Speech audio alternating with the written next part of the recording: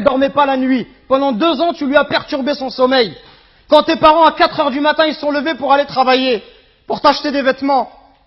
Quand lorsque tu es malade, ta mère, elle trouve pas le sommeil. Même quand tu as 30 ou 40 ans, si tu rentres à 1 heure du matin, ta mère, elle t'attend encore pour demander de tes nouvelles ou pour te préparer à manger. Qui va se comporter avec toi si c'est pas ta mère et ton père? Qui va se comporter comme ça avec toi? Et nous, on est gentils avec nos copains. À n'importe quelle heure, on répond à l'appel de nos amis qui nous demandent de l'aide, on les aide. Mais est-ce qu'on aide nos parents? Est-ce qu'on est à leur écoute? Est-ce qu'on leur donne du temps? Est-ce qu'on leur montre du respect?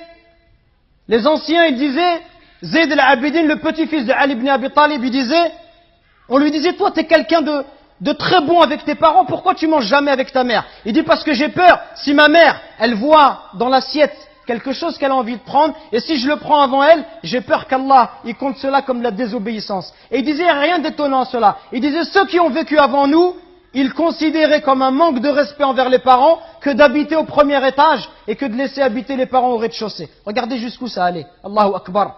Le simple fait d'être au-dessus de sa mère, au premier étage de sa mère, au rez-de-chaussée, ils considéraient ça comme un manque de respect.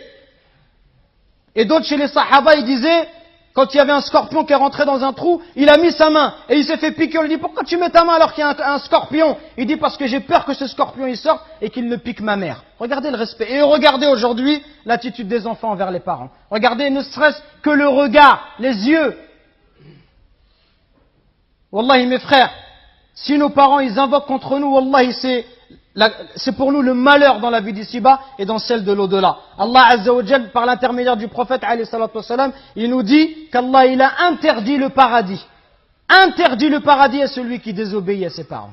Donc attention mes frères, à ne pas causer du tort à nos parents, à ne pas leur manquer de respect, mais soyons plutôt à leur écoute, soyons plutôt bons, miséricordieux pour eux. Et ceux qui doivent le plus profiter de notre générosité, de notre douceur, notre bonté, notre bon comportement, les premiers à profiter de cela, ça doit être nos parents.